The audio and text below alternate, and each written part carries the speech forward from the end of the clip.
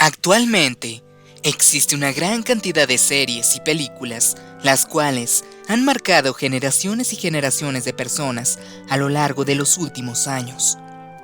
Hoy es muy común ver gente que es fanática de algún género en específico de entretenimiento audiovisual. O sea, hay fans del anime, fans del cine de terror, fans de sagas de películas y hasta fans de películas de diferentes décadas, como fans de películas de los 80s o 90s. Pero no todo es color de rosa, y es que ninguna serie es perfecta. Y en esta ocasión les hablaré sobre algunos disgustos de los fanáticos. En pocas palabras, hoy abordaremos el tópico de cosas o situaciones que los fanáticos no les gustaron de sus sagas y series favoritas.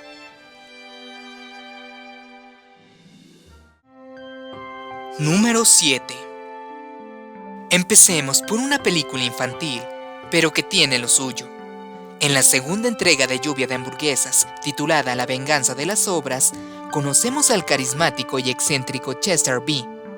En los primeros minutos de la película, Chester se presenta como la gran inspiración de Flint para convertirse en científico. Como sabemos, todo inició cuando Flint inventa una máquina capaz de convertir agua en comida. Hasta aquí todo bien, ¿no? Lluvia de hamburguesas, pizzas voladoras y todo un festín del cielo. Pero, como sucede con las grandes ideas, esta se salió de control. Cada vez que la máquina hacía llover alimentos, estos no solo mutaban, sino que se volvían gigantes. Y para no hacerles el cuento largo, las consecuencias fueron tan catastróficas que hasta el clima decidió ponerse rebelde. Lo que siguió fue un caos de proporciones épicas, y Flint, acompañado de sus amigos, tuvo que detener su propia creación para evitar que la humanidad se viera obligada a vivir en torres de Pisa y a convivir con tiburones de gelatina. Ahora, en la venganza de las obras, Chester B tiene un plan maestro. Quiere utilizar la máquina de Flint para crear una mega barra de comida. Pero claro, la isla donde todo comenzó ha cambiado considerablemente. Gracias a la actividad de la máquina, la isla se ha convertido en un paraíso de criaturas alimenticias con formas animalescas. Aquí es donde entramos en un dilema. Chester es el malo, ¿pero realmente lo es? Si nos ponemos filosóficos, sus acciones podrían haber ayudado a resolver algunos de los problemas más grandes del mundo. La victoria de Chester podría significar el fin de las granjas industriales, las cuales maltratan mucho a los animales. Se podría evitar el sacrificio masivo de todo tipo de ganado y el desperdicio de agua. Todo esto se habría logrado si hubieran puesto la máquina de comida bajo control. En lugar de eso, Flint y sus amigos pensaron que no debían permitir que Chester transformara la máquina de comida en parte de la maquinaria industrial. Total, los animalitos de la isla merecen ser estudiados primero, porque claro, eso suena totalmente sensato, ¿verdad? Lo cierto es que Flint tenía una idea muy similar a la de Chester, pero le faltó la misma determinación que Chester sí tenía. Este incluso ya poseía un software para controlar la máquina de alimentos y evitar que otra catástrofe como la anterior ocurriera. Quizás el error de Chester fue pecar de avaricioso. Por eso, decidió apoderarse de la máquina de comida, en lugar de pedirle a Flint que le construyera otra máquina igual y hacerse socios. Pero ya saben cómo es esto. La codicia es una mala compañera. Irónicamente, tal error le costó a Chester la posibilidad de generar aún más dinero, no solo produciendo ingredientes para su barra, sino también para generar alimentos para todo el mundo. Ya si quería quedarse con todas las ganancias, Chester pudo haber creado su propia versión de la máquina de comida y listo. Sí, Chester era muy inteligente, pero no era tan astuto como él pensaba. Número 6. Esta película es sin duda una joya oculta. Una Navidad de Locos o Una Navidad con los Crank es un filme que salió hace ya 20 años, por allá del 2004, y fue producida por la misma gente que trajo al mundo las primeras películas de Harry Potter. Esta es una película navideña que, aunque no está en la cima de la lista de clásicos, tiene un encanto especial. Y por si no lo sabías, en este peculiar festín navideño aparece nada menos que Dewey de Malcolm, o sea, Eric Peck Sullivan. Pero en esta ocasión interpretando a Spike Frohmayer, el hijo de uno de los vecinos de Luther Crank, el protagonista interpretado por Tim Allen. Y sí, Tim Allen tiene el toque mágico cuando se trata de Navidad, ¿verdad? Después de todo, él es el mismo hombre que nos regaló la trilogía de Santa Cláusula. Ahora, sin perder tiempo, vamos a lo que importa. Una Navidad de locos trata sobre Luther y Nora Crank, un matrimonio que enfrenta su primer Navidad sin su hija Blair, quien se va a Sudamérica por un largo periodo. Los Crank están hechos polvo, con la nostalgia a tope, como si el Grinch les hubiera robado no solo el árbol, sino también el espíritu navideño. Luego de dejar a Blair en el aeropuerto, Luther tuvo una epifanía, después de ser mojado reiteradamente en un clima muy helado: saltarse la Navidad. Y no solo eso, sino embarcarse en un crucero por el Caribe, alejándose del bullicio de las festividades, porque qué mejor manera de enfrentar la tristeza de la primera Navidad sin tu hija que con un cóctel en mano y bajo el sol tropical. Lo divertido viene cuando Luther, con su plan de evasión navideña, se enfrenta a la inquebrantable presión de sus vecinos, que no pueden concebir que alguien no quiera celebrar la Navidad. Es una batalla épica de exageraciones. Los vecinos insisten en que los Crank participen en todas las tradiciones navideñas, mientras Luther reacciona de manera cada vez más dramática, como si estuviera en una película de acción, intentando evadir cada intento de obligación festiva. Pero aquí viene el giro. Los verdaderos villanos de la película no son los Crank, sino esos vecinos tan entusiastas y metidos que piensan que tienen derecho a imponer sus celebridades navideñas a todo el mundo. Sí, tal vez suene raro, pero seamos honestos, nadie tiene que celebrar si no quiere, incluso si es Navidad. Y lo digo siendo todo lo religioso que soy y con todo el amor que le tengo a la Navidad. Nadie está obligado a celebrar si no quiere.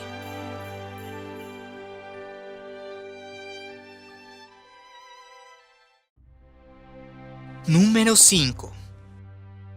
Sigamos con el universo fantástico más conocido de mi canal. Hablo de Harry Potter. La mayoría de las quejas que se escuchan sobre las adaptaciones cinematográficas de Harry Potter son casi las mismas, los cambios y recortes. Pero claro, esto es parte del oficio. El material audiovisual no puede ser idéntico al original, y por eso siempre se hacen modificaciones. Las quejas más comunes son los personajes que quedaron fuera del guión, como los padres de Neville Longbottom, la elfa doméstica Winky, Beavis el Poltergeist y un largo etcétera. Personalmente, considero que uno de los grandes deslices fue la omisión de Ludovico Peluche, es decir, Ludovic Bachman, el jefe de departamento de deportes y juegos mágicos, ya que este mago tiene un papel que podría haber añadido mucho más sabor a la trama, pero no, ni rastro de él. Y si hablamos de química, donde sí fallaron fue en la relación de Harry con Ginny. Muchos fans sienten que su relación era demasiado plana. Por otro lado, hay que hablar de situaciones que no se vieron en los libros, como que Harry no tuvo la oportunidad de visitar las 4 salas comunes de las casas de Hogwarts. En los libros, Harry recorrió la sala común de Gryffindor en su primer año, la de Slytherin en su segundo año, y la de Ravenclaw hasta el 7º año. Pero, ¿y la de Hufflepuff? Bueno, esa parte se quedó fuera. Además, los fans siguen indignados por el hecho de que Snape nunca tuvo una resolución adecuada, y mucho menos Rita Skeeter o los Dursley, quienes continuaron con su vida como si nada después de todo el daño que causaron. Es un poco frustrante, ¿no? Uno de los momentos más polémicos, sin duda, es el asunto de la saeta de fuego que Sirius Black le dio a Harry. En el libro, la escoba apareció en Navidad. Esa vez, Harry y Ron se molestaron demasiado con Hermione. La pelea estalló porque Hermione intentó proteger a Harry de un posible peligro.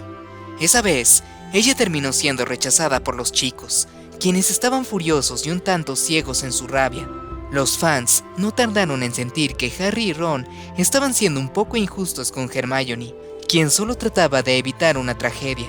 Y claro, no podemos olvidar la polémica más grande para muchos, la falta de un final feliz para Harry y Luna. ¿Por qué? ¿Por qué no pudieron quedar juntos? En los libros se nos deja en claro que Harry sentía una conexión profunda con Luna, que la entendía de una manera única. Además, Luna fue la única que siempre creyó en él, incluso cuando el regreso del Señor Tenebroso parecía una locura para todos los demás. Para muchos, el acto más heroico y amoroso de Luna fue cuando soportó las torturas en la mansión Malfoy por Harry, un acto que demostró más valentía que muchas otras hazañas en la saga. Finalmente, otro tema que sigue generando debates es el romance entre Ginny y Neville. Algunos fans creen que Ginny, con su carácter extrovertido y su valentía, habría sido la compañera perfecta para Neville, cuya timidez y humildad contrarrestaban a la perfección. Después de todo, Neville fue quien se plantó frente al mismísimo Lord Voldemort, sacando la espada de Gryffindor del sombrero seleccionador y desafiando al más temido de todos los magos. Eso merece una medalla. Algunos fans piensan que Ginny, con su fuerza y apoyo, habría sacado lo mejor de Neville, sobre todo en los momentos más oscuros de su vida. Y para rematar, no podemos pasar por alto como Ron y Hermione no creyeron en Harry cuando éste sospechaba que Draco tramaba algo malvado. Vamos, Draco ya tenía un historial de actos malvados, como el intento de ejecutar a Buckbeak solo por capricho. Pero Hermione y Ron, ¿acaso se olvidaron de todo lo que habían vivido juntos en Hogwarts? Es como si sus personalidades se desintegraran de golpe.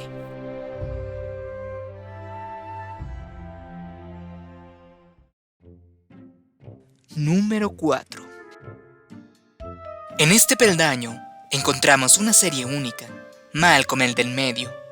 Para muchos, esta es una joya de las sitcoms, una serie que casi nunca falló, cuyos episodios se dividen en más sobresaliente y menos sobresaliente, pero todos igual de buenos. Sin embargo, como en cualquier gran obra, Malcolm no escapó de algunas críticas, especialmente cuando hablamos de ciertos finales que dejaron a más de un fan rascándose la cabeza. Uno de los puntos más polémicos fue el cierre de Otto, el querido jefe y mentor de Francis. Otto, un hombre que se ganó el cariño de todos y que siempre supo reconocer el potencial de Francis, tuvo un final muy distante. De repente, se vio en una enemistad con el hombre que había sido su trabajador leal y amigo. Muchos fans lo consideraron un cierre anticlímax, pues el vínculo que construyeron estos personajes merecía un final más satisfactorio. Algunas sugerencias para tener un buen cierre de Otto era que éste tuviera que regresar a Alemania por cuestiones de salud y que Francis se quedara con el rancho, algo que también serviría para que Francis tuviera un mejor final. Pero si de episodios polémicos hablamos, el regreso de Kitty es la gran excepción a la regla. Los seguidores de la serie probablemente coincidirán al decir que este episodio fue un rotundo desacierto. Para ponerlos en contexto, Kitty Carnarvon, la madre de Stevie, un niño con graves problemas de salud, fue siempre la clásica mamá sobreprotectora y algo infeliz en su vida. Después de abandonar a su hijo y a su esposo, se le dio la oportunidad de tener una especie de arco de redención, de maduración. Pero este intento se desplomó por completo, cuando, en un giro de guión completamente inesperado, Kitty se disculpa con su ex esposo Abe, y en un abrir y cerrar de ojos, él la perdona. ¿Y qué pasa con Lois? Ay, Lois. Ella fue la única que con razón le recordó a Kitty lo mal que había actuado, pero en vez de ser vista como la voz de la razón, se convirtió en la villana de la historia. Stevie y Abe defendieron a Kitty a capa y espada, dejando a un lado a Lois, y peor aún, alejándose de ella. El episodio culmina con un discurso vacío sobre el perdón y una sensación general de que la serie transmitió un mensaje equivocado, que alguien puede maltratar a su familia y aún así ser perdonado, si su familia está tan ciega ante sus defectos.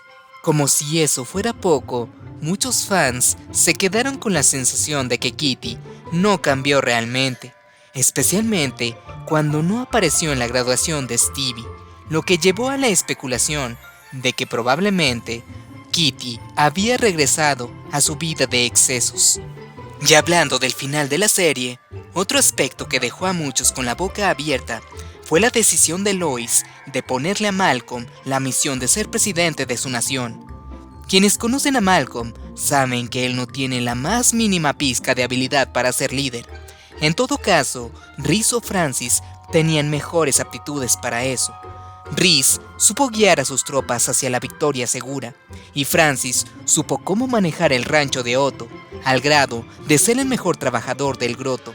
Además, pareciera tener cierto sentido de la justicia, pues recordemos que Francis solía defender a sus compañeros de la Academia Militar de los abusos de Spangler. Pero lo peor del asunto fue el intento de excusa de Lois para imponerle dicha tarea a Malcolm. Según Lois, al ser Malcolm el líder del país, podría mejorar la clase social de su familia y de paso cambiar el destino de todos aquellos que vivían en su misma situación. Pero seamos realistas, cualquiera que haya visto la serie sabe que la familia de Malcolm no es pobre por circunstancias externas, sino por sus propias decisiones. En pocas palabras, la familia de Malcolm es pobre porque quiere, porque oportunidades para mejorar sí tuvieron, pero debido a sus problemas psicológicos no supieron aprovechar, como cuando Hal solo debía disculparse con su jefe para poder tener un ascenso que les permitiera a su familia tener cada uno su propia habitación, entre otros muchos ejemplos. Por último, tenemos una queja que no tiene nada que ver con los guionistas, sino con la actriz en sí. Tania Raymond, quien interpretó a Cynthia Sanders, uno de los intereses amorosos de Malcolm, decidió abandonar la serie en medio de su historia. Esto molestó a los fans porque Cynthia y Malcolm eran una de las parejas con más química. En la serie, Cynthia fue la única persona que realmente influyó de manera positiva en la vida de Malcolm, demostrando que realmente le importaba, al sacrificar parte de su vida por él. Muchos esperaban que estos dos terminaran juntos, pero lamentablemente no fue así. Este final dejó un mal sabor de boca y muchos fans aún lamentan la oportunidad perdida. Y aquí es donde la decepción alcanza su punto más alto. Personalmente, yo pensaba que Cynthia podría haber sido quien ayudara a Malcolm a romper el ciclo de venganza contra sus propios hijos. Si recuerdan, a lo largo de la serie, Malcolm expresa su deseo de tener hijos solo para vengarse de sus propios padres. Cynthia era la única que podía haberle mostrado que el amor genuino y la empatía podían romper con ese ciclo de dolor. Pero ya sabemos, esta oportunidad quedó en el aire.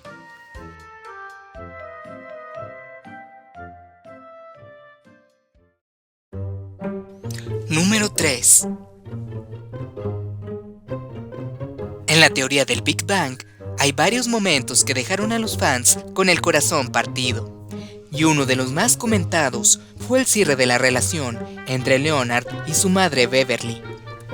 Muchos se sintieron profundamente decepcionados por la manera en que ambos arreglaron su relación, que por más que intentaron darle un toque emotivo, parecía más una reconciliación de guión que una resolución real. A algunos les dio la sensación de que Leonard estaba haciendo todo por sí mismo, buscando dejar de lado el odio acumulado. Pero Beverly jamás mostró la más mínima señal de remordimiento. Un simple abrazo fue todo lo que ofreció, lo cual dejó a muchos fans preguntándose si simplemente lo hacía para que Leonard dejara de insistir. ¡Qué manera tan floja de cerrar ese capítulo! Otro de los momentos que generó frustración fue el hecho de que Raj terminara solo. Si analizamos su evolución a lo largo de la serie, es bastante doloroso ver cómo todos sus esfuerzos por superar su mutismo selectivo, socializar y encontrar una pareja fueron completamente ignorados.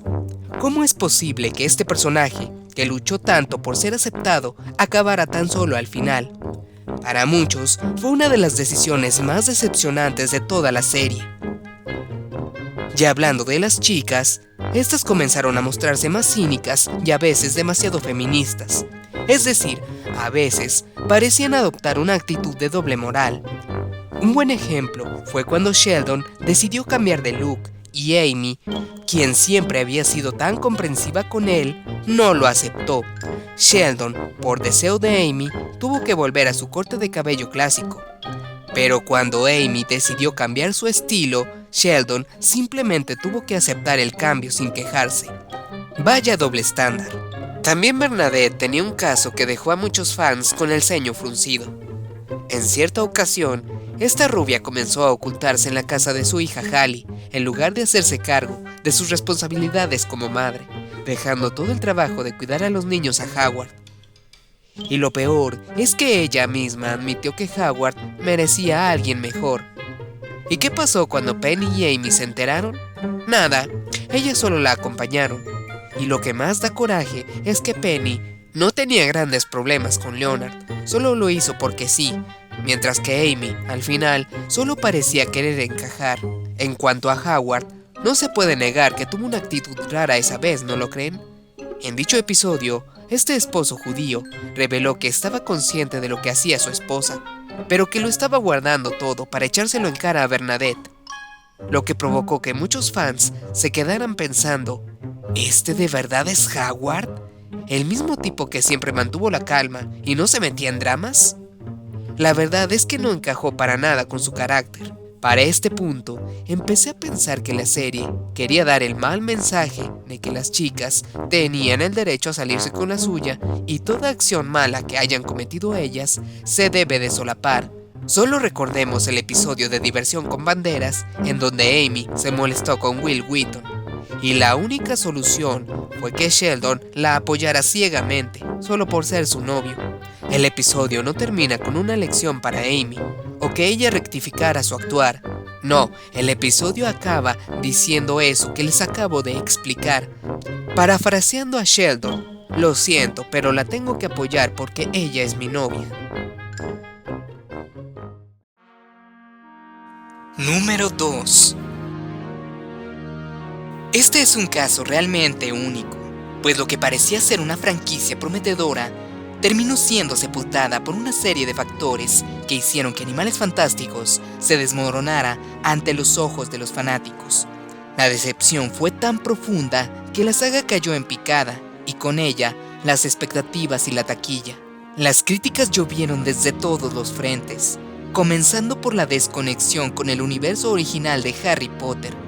Animales Fantásticos, a menudo, parecía tener lugar en un universo paralelo, donde los magos no solo eran más poderosos, sino que sus habilidades los hacían parecer más bien parte del equipo de los X-Men que de la comunidad mágica.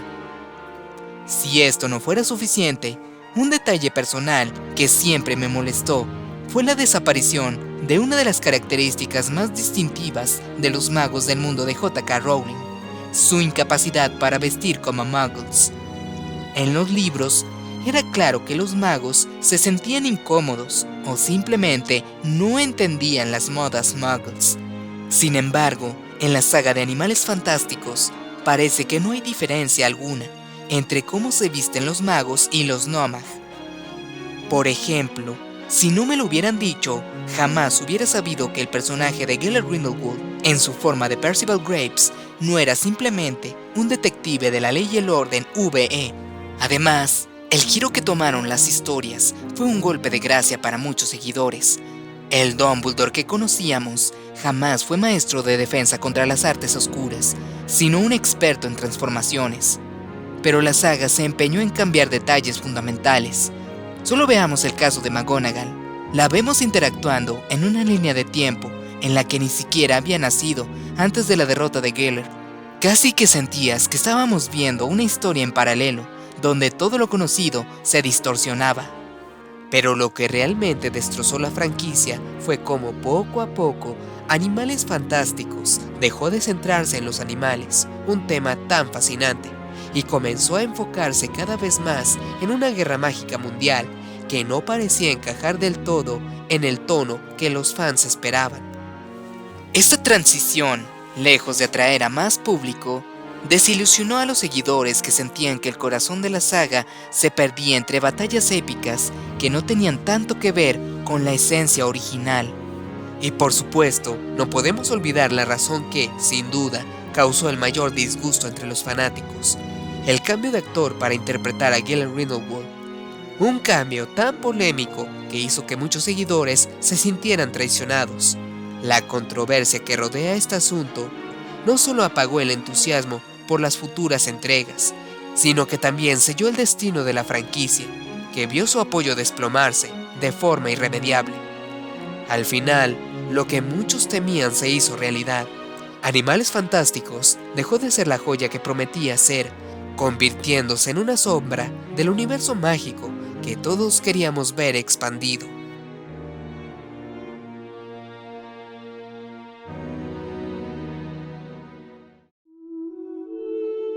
Número 1. En el caso del Señor de los Anillos, es exactamente lo mismo que en el caso de las películas de Harry Potter. Muchos fanáticos les pareció muy molesto que no apareciera Tom Bombadil en la trilogía original de Peter Jackson. Tom es el personaje más misterioso de toda la obra de Tolkien. Además, a algunos espectadores les pareció que el monstruo de Moria se veía muy falso, sin mencionar la ausencia de Glorfindel, el elfo que ayudó a Frodo a llegar hasta Rivendell. En este peldaño, creo que las únicas quejas que existen son solo respecto a algunos cambios hechos en las adaptaciones cinematográficas, pero dentro del contexto de los libros, solo hay algo de molestia, referente a por qué Tolkien no dio un origen definido de los orcos, Ungoliant o los horrores sin nombre que habitan en las profundidades de la Tierra Media. No puedo mencionar nada acerca de los Anillos de Poder, pues esta no es en sí la obra original, o sea, todo lo que pasa en esa serie no es parte de los escritos de Tolkien, pero se sabe del rechazo por parte de un muy buen número de fanáticos de esa serie. Pero hablando de eso, personalmente puedo decir que no tenían excusa para hacer una historia fantástica con un concepto similar al Señor de los Anillos.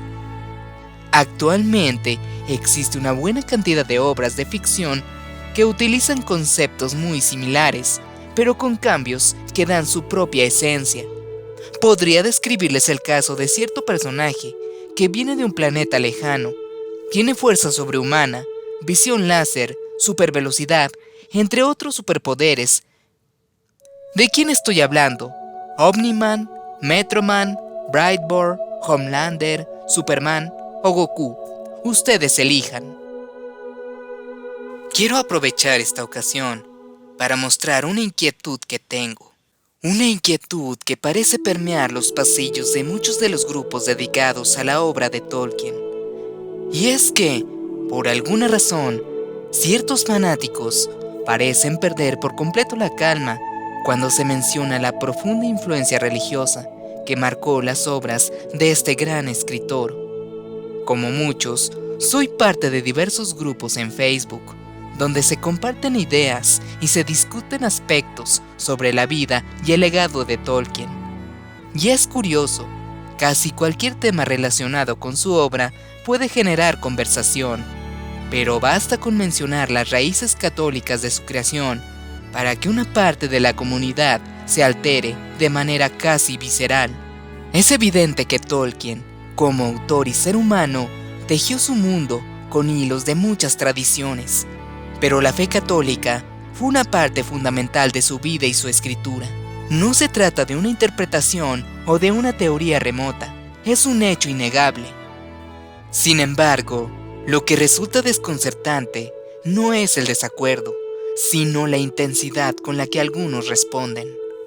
En muchos casos, se observa una especie de rechazo feroz, incluso agresivo, hacia cualquier mención de las influencias religiosas en su obra, algo que parece ser simplemente parte del ADN de los libros de Tolkien. Es tratado como un ataque personal. Y aquí quiero hacer una reflexión. Nadie, ni el autor más influyente, ni la obra más querida, está exenta de crítica. Pero, en mi opinión, lo que realmente entristecería a Tolkien no sería una crítica destructiva sobre su obra, sino ver cómo se reduce o ignora una de las fuerzas más poderosas que la alimentaron. Si hay algo que realmente podría hacerle lamentar a Tolkien el haber hecho sus escritos de fantasía, sería ver cómo su legado es atacado con tanta rabia por aquellos que, sin embargo, desprecian lo que formó el alma misma de su escritura, o sea, ver cómo se burlan de su fe.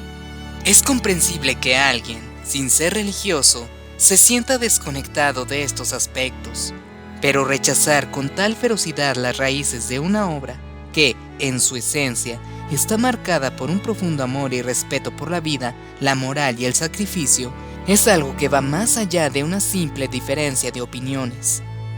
Es en el fondo una falta de autocontrol. Despreciar lo que le dio forma a la obra maestra que amamos simplemente porque no se comparte una visión religiosa es perder de vista lo que realmente hizo grande a Tolkien, su capacidad de trascender las fronteras personales y culturales y tocar las fibras más profundas de la humanidad. Hay quienes han llegado incluso a calificar como propaganda religiosa cualquier referencia a estos elementos dentro de su obra.